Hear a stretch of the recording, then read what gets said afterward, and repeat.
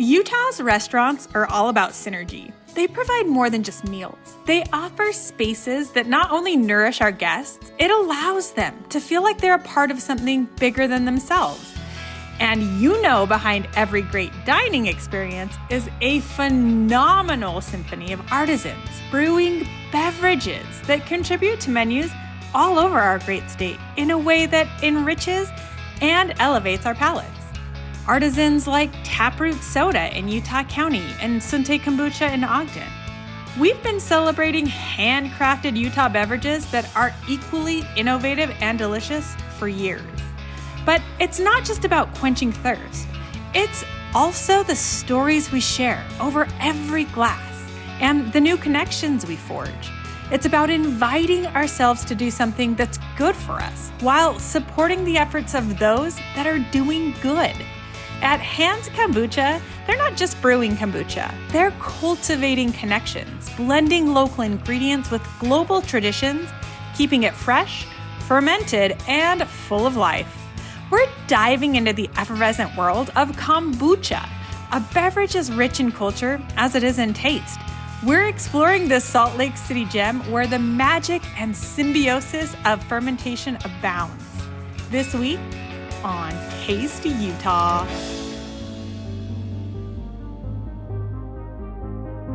Hannah, it's quite the operation here. Yes, thank you so much. I mean, when you first started brewing, did you envision this for yourself?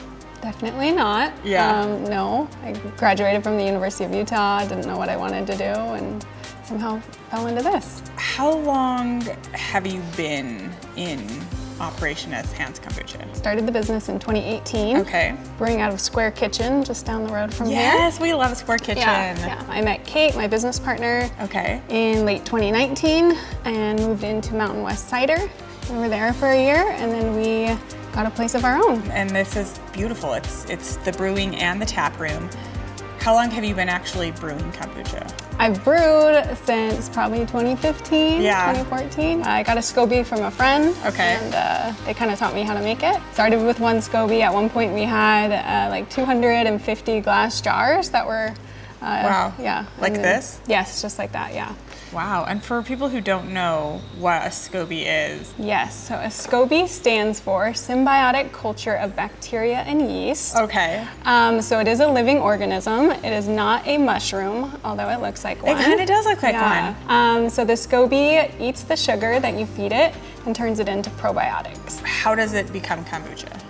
So to make kombucha, you need black tea, green tea, and a sugar source. Okay.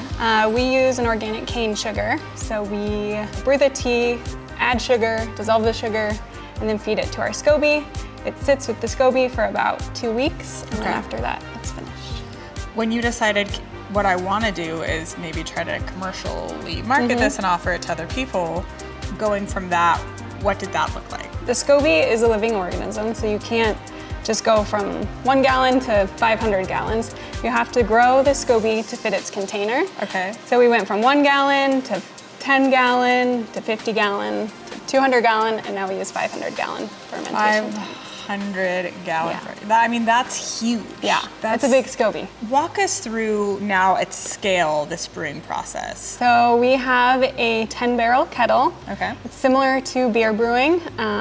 We bring about 180 gallons of water up to a boil. We then add the tea bags in, steep the tea for about 20 minutes. Okay. After 20 minutes, we pull the tea bags out, we dissolve the sugar, and then cool it down to 90 degrees. After the liquid is cooled to 90 degrees, it gets pumped into our fermentation tanks. And you have to start with a little bit of starter liquid, kind of similar to sourdough, where you have to take some from the previous batch to start the new batch. And so it's almost like you're always sort of repurposing that last little half of your kombucha batch, is that right? Yeah. After the fermentation process, what happens?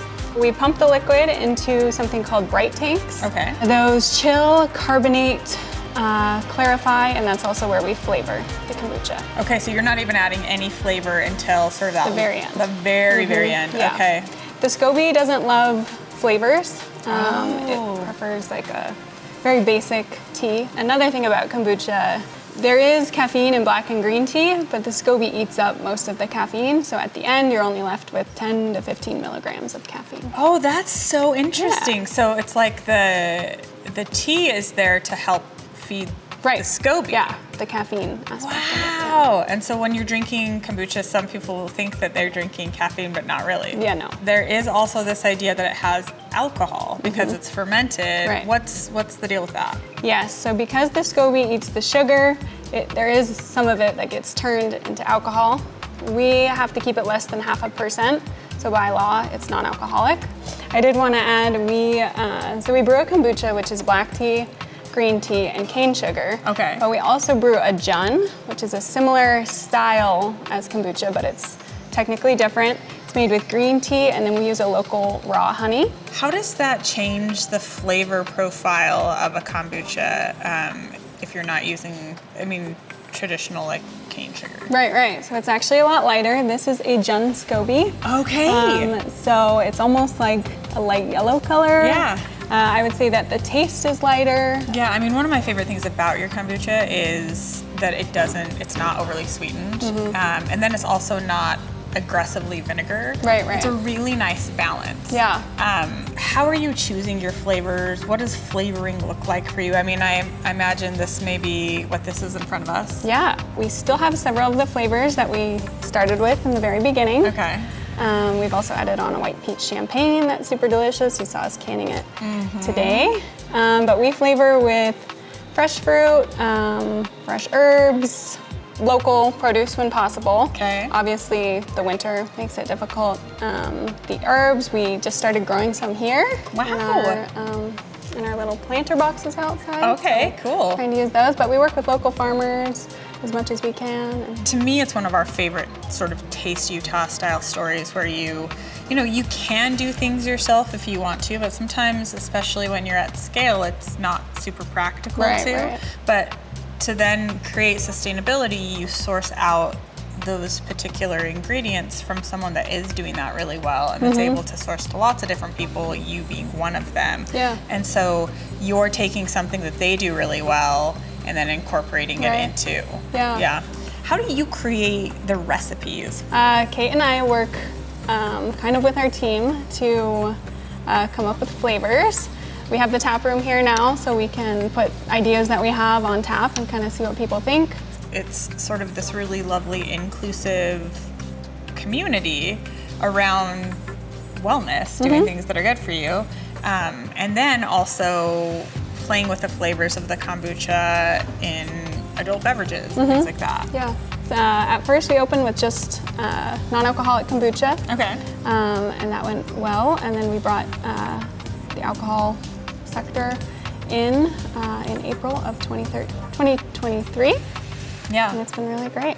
Hannah, I feel like there's nothing left to do but taste. Yeah. And I hear that Kate, your co-owner partner, is going to come sample us on some things. Yes, we'll taste through all of our flavors. Yay! Okay, I'm excited. We're back at Hans Kombucha, where we're getting the skinny on what a SCOBY is and so much more. Hannah, we obviously know Hans Kombucha is probably named for you. Yeah. Kate, tell us your story. How do you come into the equation? I had been doing restaurant consulting for about a decade with 20 some odd years in the food and beverage industry. So I live and breathe that world. And I'd been moved back by a restaurateur to build out a spot for them locally up at Immigration Canyon. Okay. And Hannah had really kind of gotten her first few accounts and was looking to pick up more wholesale accounts. And I don't know how she stumbled across my number, but I got this voicemail from a young girl that said, hey, I'm looking to bring kombucha in, and the restaurant concept that I was working on had more of a fine dining side, sit down, but then they also had like a little general store. But within that little store, we had space for a kegerator, and I thought, what better way to, one, support a woman in business, support a young woman that's getting started, and to bring something unique up to a really unique setting. And so that's kind of where the introduction happened. We started talking. I was just kind of asking her questions about like where she was on her journey, what she wanted to do, and just kind of some statistics about, you know, the projections of the kombucha industry. And we ended up grabbing coffee a couple times, and the next thing I knew, she said, would you be interested in partnering? And I don't think either of us had a clue what we were getting into at that point. Certainly not the global pandemic that soon followed, but yeah, that's kind of where I came in. That's amazing. And now we're sitting at HK Brewing Tap Room. Yeah. So tell us that HK doesn't stand for Hands Kombucha. It kind of covers a lot of things, coincidentally. Hands Kombucha, obviously, after Hannah, that is her nickname and had been for quite a while. And she said, I don't know how to sit and try to think of something to call this thing, so we'll just do that, which worked quite nicely.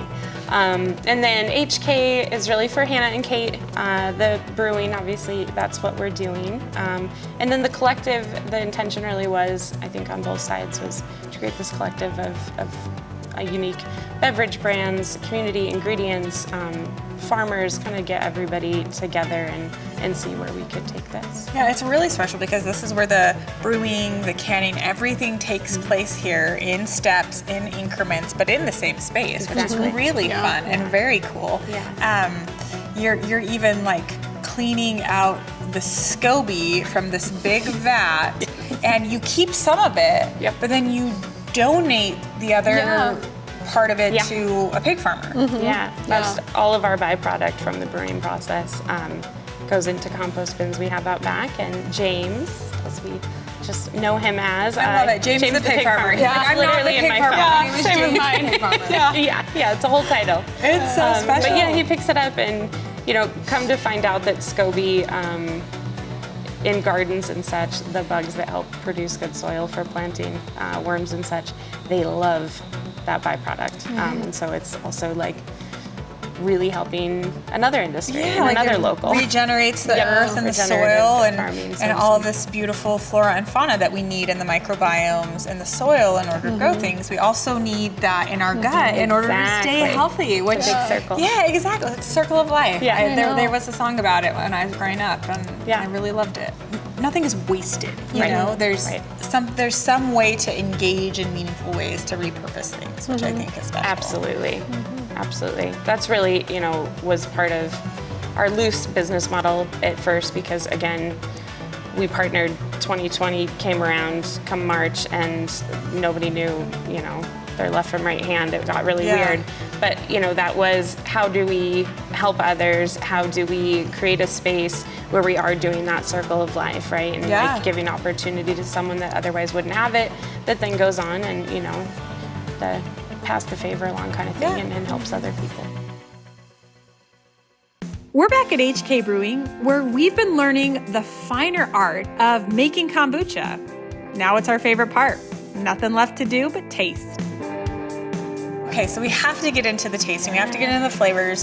Tell us what you have put in front of us. And I notice an empty glass that I'm kind of excited about. You should be. Okay, good. This is a rare moment. Yay, okay. I actually poured the entire lineup of what we're offering in the tap room and bar right now. What we have is all the way from, I guess, the left or my right is one, and I'll just start off with a bang. It's called Cheers Queers, is what its title is. It's a white peach champagne kombucha. It's one of my most favorite, which you're probably not shocked at, because Hannah was telling me that, I mean, it used to be a seasonal. Probably. It was so popular. We would stop, you know, serving it in like August time-ish, and all year long after that, people were requesting it and wondering when it's going to come back. And it's so refreshing. Like, it's so good. Okay, on to the next, because the next is also one of my favorites. So the second one here is a ginger hibiscus. Okay. It has fresh ginger, pressed ginger, ginger root, and hibiscus flower. It's a classic kombucha flavor, and I really find it refreshing. Yeah, I love it. So I'm going to put it in front of you, because I think it's rude to hear what someone's favorite is and then drink it for yourself. You're like, really? No, exactly. You make it, so I'll drink it. No, but I love it because it really is all very fresh. Hibiscus is so light and clean, and the ginger, like, it's not overly spicy. It really is well balanced. Okay, next. So moving on, then we have another one of our kind of standard staple flavors. It's a grapefruit rosemary. Yes. Oh my gosh, so good. What I love about pineapple cactus nectar, which is the next one, is you get all of that pineapple on your nose and on your palate, but it doesn't finish sweet. You know, pineapples tend to be really, really sweet. Yeah. So again, going back to us being kind of a lower sugar, more approachable kombucha. So that's a great one for people that, you know, aren't yet in the kombucha world. Then next would be probably my favorite that I drink most often. It's a raspberry rose. Okay. Gosh, when we were small, we used to literally like stomp raspberries, like you do at a winery, stomping grapes. We were just like, how do we break these down? That's a good time. As far as the rose goes, it's like a combination at this point, and we found it worked best. There's pink, there's white, there's red, there's the petals, the buds, the leaves, the whole kit and caboodle goes in there. It can be a little tricky when you're working with florals like that, you know, lavender, roses, because the last thing you want to do is have it taste like soap. Yep. But with the raspberries and that tartness and sweetness, it really blends quite nicely. And then the next one, mango Fresno. Okay. So this is our current seasonal. We had a lot of fun with the artwork on the can. We worked with some amazing creative designers, graphic designers. So there's, you know, mango puree that's just mangoes that have been totally macerated. Yeah. And then the Fresno chilies, I know you were talking about that earlier, you know, when we bought them in February during test batch, they tasted a certain way. Now they taste a very different way. But that is what's kind of fun about chilies, is that there's always going to be a little bit of surprise on the spice level. But people have been requesting for a really long time, hey, do something spicy. Okay, I love it. So I'm gonna try. I've never tried it, so I'm gonna try it. And the seasonals are available quarterly, would you say? Yeah, I'd say that's good. Yeah. Okay, cool. We like to change it up and Switch it up and play around. Like keep it fresh. exactly. And ferment it. Keep it exciting. Keep it fresh And our fermented. seasonals are Jun, so it's the green tea and the honey, compared to our core flavors, which is the traditional kombucha made with black tea, green tea, and cane Oh, sugar. that's so great. So seasonal will always be made with honey. For now, For now. Okay, cool. Yeah, for now. And what's nice about that too is when you're looking at the Jun SCOBY just in like a clear glass jar, is the color profile is much lighter. Yeah. So you have a lot more ability to play with color profiles. Yeah. Whereas the black tea tends to be a lot darker, and so when you're trying to throw in reds and blues and purples, you're still just getting kind of brown black tea color. Right. So the Jun is really fun because, I mean, with this one, we have a little bit of a saffron powder just to like drive home that mango yellow. Oh, I love that. Which we otherwise wouldn't have been able to achieve. Yeah. And same with this. This was a former, the spring seasonal. It's a blueberry lavender. Okay. And so with being able to use a lighter color profile, we can pull purples from pea flower, which is an ingredient we use. The Empty glass. Empty glass. I'm so curious. So I'm not sure if you can read this. I have kind of scrambled handwriting, but it says Parker Power. Okay. Typically with the seasonals, you know, we just like to have fun. We're always experimenting. Yeah. And we bring the team into that. And I'm sure Hannah mentioned that, is we want to taste, or we want feedback from everybody. Yeah. With this one, this was a personal flavor to me. A very close friend that I grew up with in Jackson, Wyoming, her daughter was diagnosed with stage 4 cancer last year at 3 years old. It's been rough. She's doing well now. Her scans are coming back clean, but the story in general, you know, opened my eyes, and I think our entire team's eyes, is to how terrible childhood cancer is.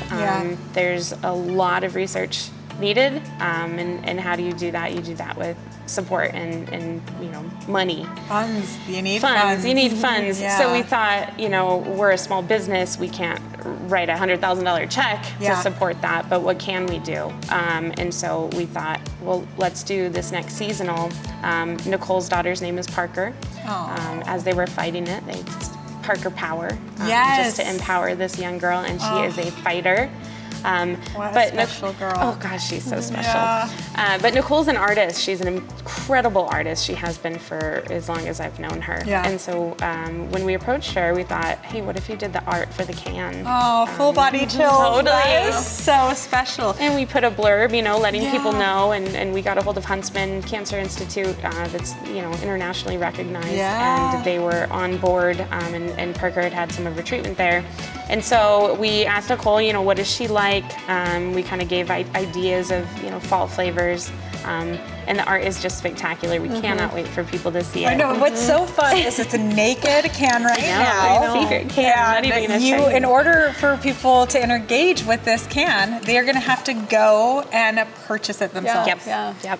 What you're doing here is so meaningful because it's helping us connect with our flavor palettes. It's helping us connect with our microbiomes and be healthy. Yeah. But it's also helping us connect with community. And I think this kombucha that you just shared with us, Parker Power, is a beautiful example of that. It's something that's not going to be around for the entire year, but it's something that you are offering as a way to give back, also as a call to action for people who want to engage in meaningful ways.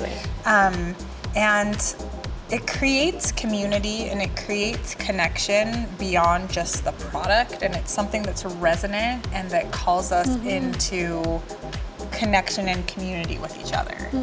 So, Hannah, where can people purchase kombucha? So we're sold in all Harmons in the state of Utah. Okay. We also have a location finder on our website, so you can type in your zip code and find the closest place to you.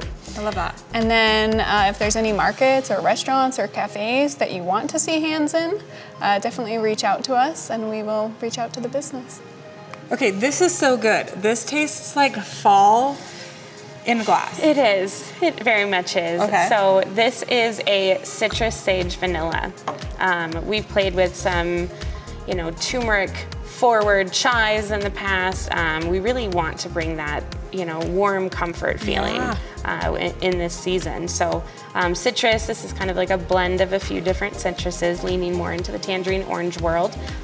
Sage, we are going to be pulling fresh sage. We've got dried sage. Sage is abundant in Utah, so it does feel very I was just going to say, sage is such a Utah thing. What I love about it is it isn't plastic chai, but it isn't even plastic like pumpkin spice seasoning. Exactly. But it's reminiscent of it. But it's a new flavor profile that I haven't ever had, but that reminds me of that nostalgia. Good. Crushing it. That's what we were going for. Yeah. While you're doing it, you're doing a great job. Thanks, Katie.